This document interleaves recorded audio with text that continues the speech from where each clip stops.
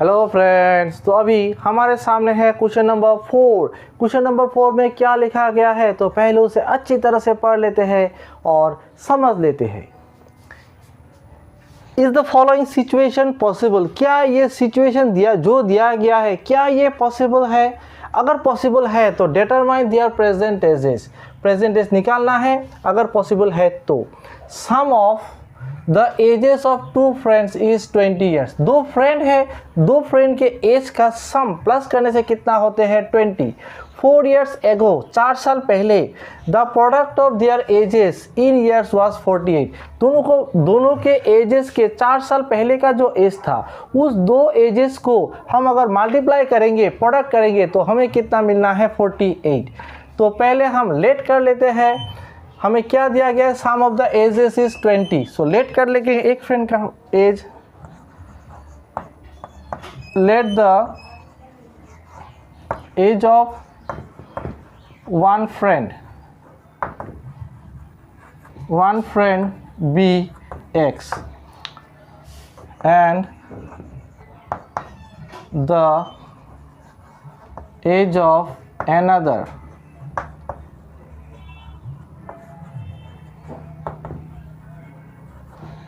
friend b। क्या होगा? देखिए, एक फ्रेंड का x है, एक फ्रेंड का x है, दूसरे फ्रेंड का हमें पता नहीं, ये है, और प्लस करने से कितना मिलता है हमें 20। तो इस फ्रेंड का कैसे पता चलेगा? ये यहाँ पे रहेगा, इक्वल टू 20 रहेगा, ये x उस तरफ चला जाएगा तो क्या होगा -x। तो दूसरे फ्रेंड का क्या होगा 20 - x। इसको हम लिख देते हैं 20 - x। समझ में आ गया ना? एकदम सिंपल है, ठीक है। एगो 4 साल पहले, 4 years एगो 4 साल पहले, तो लिख देते हैं 4 years ago, 4 साल पहले। हाँ, the age of one friend, पहले दोस्त का, और फर्स्ट फ्रेंड वाज कितना था? एक फ्रेंड का x, अगर प्रेजेंट एज x है तो उसके एज 4 साल पहले कितना था? 4 साल पहले वो छोटा था। कितना छोटा था? 4 साल छोटा था। तो उसका मतलब है अभी का जो एज है प्रेजेंट एज, उससे हम माइनस कर देंगे 4, तो ये बन जाएगा x - 4। ठीक उसी तरह से द एज ऑफ, यहाँ पे n लिख देते हैं, एज ऑफ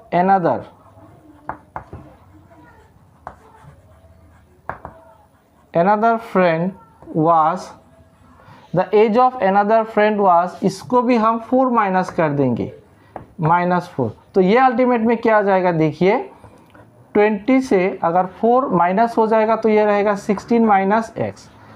तो अभी हमारे पास मिल गया है ये x - 4, ये है 1 और ये है 1, ठीक है। इन दोनों को हम करेंगे प्रोडक्ट, मल्टीप्लाई करेंगे और हमारा आंसर कितना मिलना है 48। समझ में आ गया है?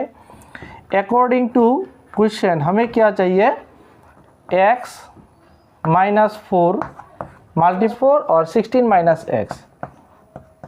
समझ में आ गया? Is equal to 48। दोनों को मल्टीप्लाई करने से 48 होना है। हमें दिखाया गया है कि the product of their edges in years was 48।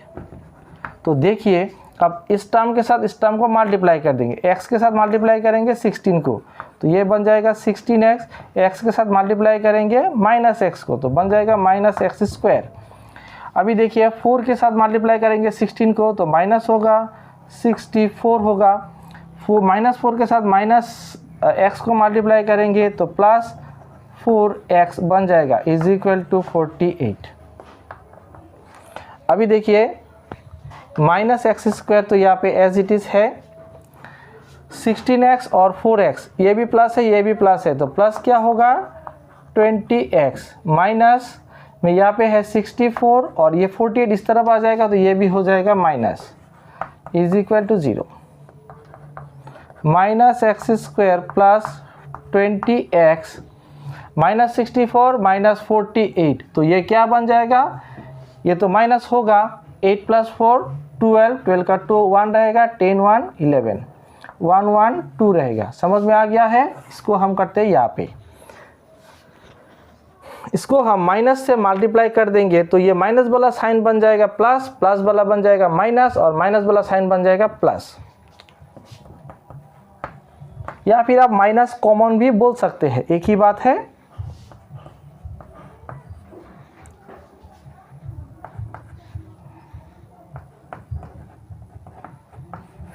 ये अलग बात है,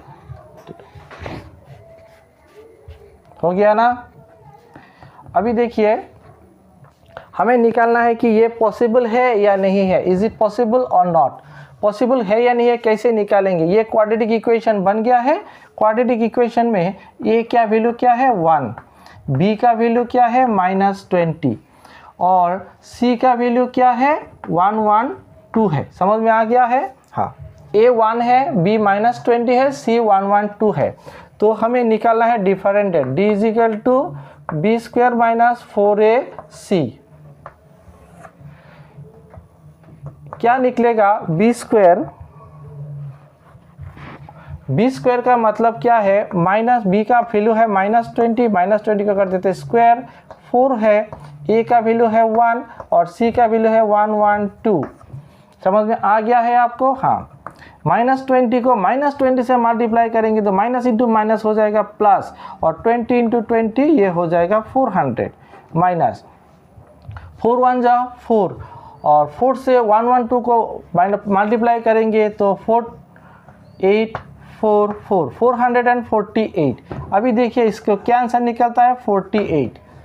सिंस डी इज नेगेटिव, हम यहाँ पे लिख, तो ये नेगेटिव बन गया है, मतलब इसका रिजल्ट माइनस में आ गया है, लेस देन 0, 0 से भी कम है। अगर 0 से कम है तो इस क्वाड्रेटिक इक्वेशन का कोई रियल रूट है ही नहीं। अगर कोई रियल रूट नहीं है तो ये इक्वेशन भी पॉसिबल नहीं है।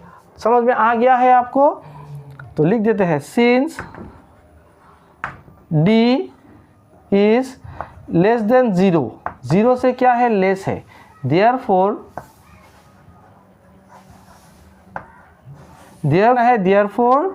the given situation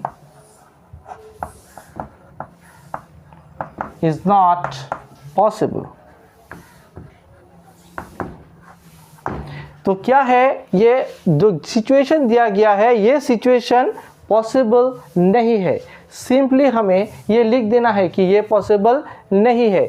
क्यों पॉसिबल नहीं है, क्योंकि ये जो डिफरेंडेंट जो डी निकल आया है, डी क्या है नेगेटिव है और हमें पता है कि अगर डिफरेंडेंट नेगेटिव हो गया तो कोई रियल रूट्स निकलेगा नहीं। अगर डिफरेंडेंट इज इक्वल टू 0 हो गया तो 2 इक्वल रूट्स निकलेंगे और अगर डिफरेंडेंट पॉजिटिव हो गया मतलब 0 से बड़ा हो गया +1 +2 +48 कुछ भी प्लस निकलने से हमें क्या मिलेगा 2 डिस्टिंक्ट रियल रूट्स निकलेगा। इतना ही है, एकदम आसान है, आप समझ लीजिए। और हम चलते हैं नंबर 5 पे।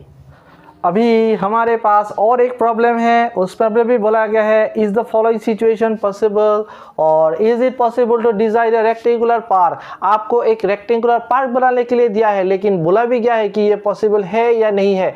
अगर पॉसिबल है तो ही बनाइए और पॉसिबल नहीं है तो मत बनाइए। तो पहले आपको पता होना चाहिए कि एक रेक्टेंगुलर पार्क जो इंस्ट्रक्शंस दिए गए हैं उसके हिसाब से पार्क बनाना पॉसिबल है या नहीं है। देखिए इस तरह के प्रॉब्लम को हम क्वाड्रेटिक इक्वेशन से सॉल्व कर सकते हैं, इसीलिए हमें क्वाड्रेटिक इक्वेशन सीखना चाहिए। तो देखिए वीडियो को, पॉसिबल है या नहीं है रेक्टेंगुलर पार्क। रेक्टेंगुलर का मतलब है ऐसा रेक्टेंगल, ठीक है। सपोज ये रेक्टेंगल है, the perimeter is 400 metre. Perimeter मतलब ये टोटल जो बाउंड्री होगा, बाउंड्री का टोटल लेंथ कितना होगा 800 मीटर। समझ में आ गया है। एरिया है क्या 40 मीटर स्क्वायर। तो हम समझा देते हैं आपको पेरीमीटर 400 का मतलब क्या है। यहाँ पे है सपोज लेंथ, यहाँ पे है ब्रेथ, यहाँ पे है लेंथ, यहाँ पे है ब्रेथ और हमें बताया गया है कि पेरीमीटर कितना होना है 80 मीटर का होना है। मतलब यहाँ पे अगर ये बाउंड्री वॉल देगा तो ये वॉल का लेंथ कितना होना है 80 मीटर होना है। समझ में आ गया है आपको। तो इसको हम कैसे निकालेंगे, इसको प्लस कर देते हैं, 2L है और 2B है। सो हम लिख देंगे 2L + 2B। इसको ऐसे भी लिखा जा सकता है ना, 2 कॉमन लेंगे तो L + B और इसका मेजरमेंट कितना होगा, 80 मीटर होगा। समझ में आ गया है। तो ये हमें दिया गया है। और क्या दिया गया है, एरिया।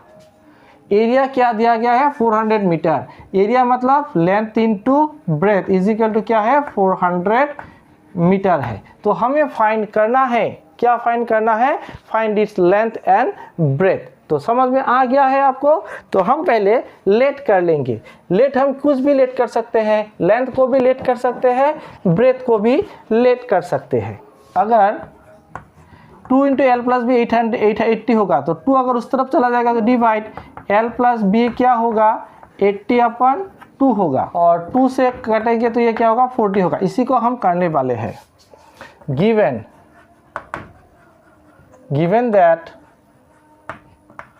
given that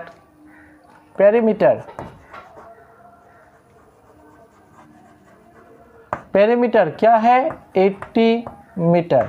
पेरीमीटर कैसे निकालते हैं, पेरीमीटर है 2 into L plus B is equal to 80 metre है।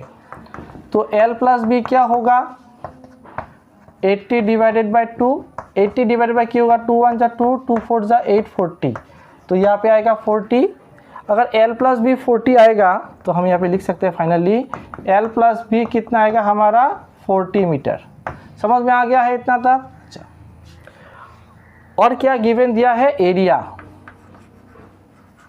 एरिया कितना, एरिया का मतलब क्या है, लेंथ इनटू ब्रेथ।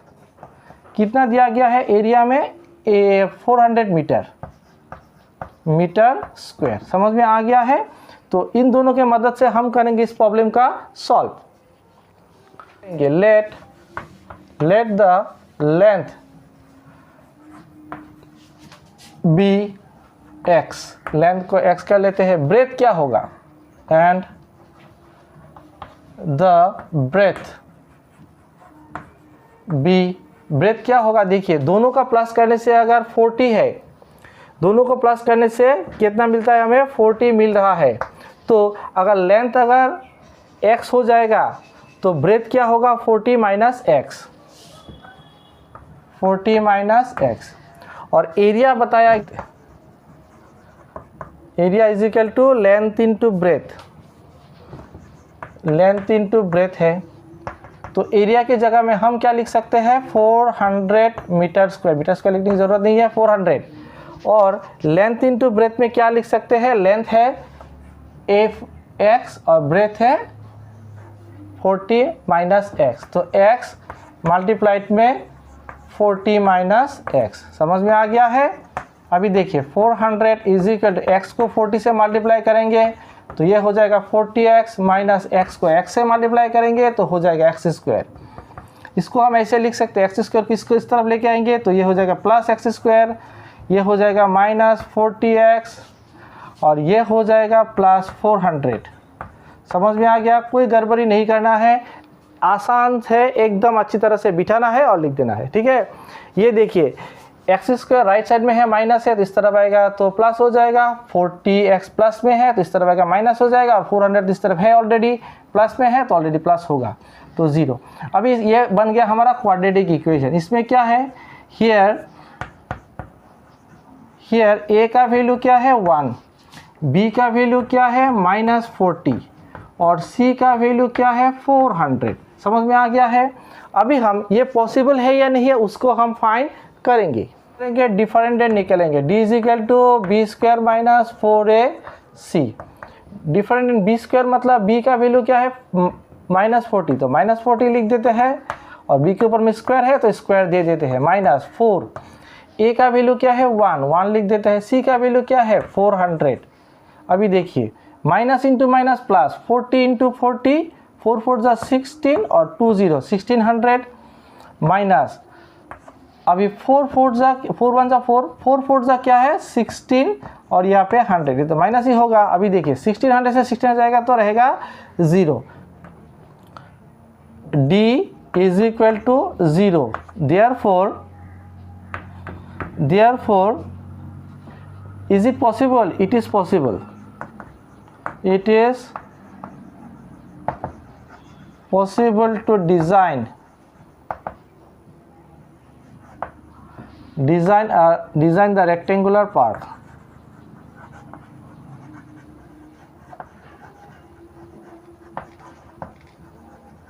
तो हमें तो पता चल गया कि इस तरह के रेक्टेंगुलर पार्क बनाना पॉसिबल है। तो अभी हम निकालने जा रहे हैं ये रेक्टेंगुलर पार्क में लेंथ और ब्रेथ। अगर ये पॉसिबल है तो लेंथ एंड ब्रेथ निकालने के लिए हमें बोला है। तो चलते हैं आगे। हमारे पास क्वाड्रेटिक फार्मूला है x -b plus minus √b² - 4ac/2a। समझ में आ गया है। b² माइनस b, माइनस की जगह में माइनस लिख देते हैं। b का वैल्यू क्या है? b का वैल्यू है -40, तो इसमें लिख देते हैं -40 प्लस माइनस √। अभी देखिए b² - 4ac, b² - 4ac का वैल्यू हमें ऑलरेडी निकाला है। देखिए यहाँ पे ये है b² - 4ac, इसका रिजल्ट क्या निकला है हमारे पास 0, तो इसमें हम 0 डायरेक्ट लिख सकते हैं। और 2 है, 2 के बाद a का वैल्यू है 1, तो a का वैल्यू 1 पुट कर देते हैं। अभी देखिए यह x माइनस इंटू माइनस हो जाएगा प्लस, तो ये रहेगा 40 प्लस माइनस 0 मतलब 0 हो जाएगा। 2 1 जा 2, तो ये क्या रहेगा? x का वैल्यू 2 1 जा 2, 2 2 जा 4, 20 होगा। तो x का वैल्यू कितना निकल आएगा? 20 निकल आएगा। अगर x का वैल्यू 20 निकल आया है तो हमें लेंथ भी निकाल सकेंगे। देयरफॉर लेंथ क्या था? x होगा, x का मतलब है 20, सो ये 20 मीटर होगा। और ब्रेथ क्या है? ध्यान से देखिए, ब्रेथ है 40 - x, 40 - x मतलब 40 - 20, तो ये रहेगा 20 मीटर। तो इसका लेंथ भी 20 होगा, ब्रेथ भी 20 ही होगा। इसका मतलब है कि ये तो पार्क बनाना तो पॉसिबल है, लेकिन ये पार्क क्या हो जाएगा? रेक्टेंगुलर नहीं होगा, ये पार्क बन जाएगा स्क्वायर। समझ में आ गया है आपको? स्क्वायर मतलब लेंथ और ब्रेथ सेम होगा, वैसा ही है, वो भी रेक्टेंगल है। तो देख लीजिए, एकदम आसान है ना। इसी के साथ होते हैं हमारे नंबर 5 का भी सॉल्व। वीडियो कैसा लगा? अगर अच्छा लगा है तो उसे लाइक कर देना, दोस्तों के साथ शेयर कर देना और चैनल को ज़रूर सब्सक्राइब कर देना, ताकि हमारे चैनल्स के वीडियोस आप तक पहुंचती रहे। आज के लिए तो इतना ही, मिलते हैं अगले वीडियो पे।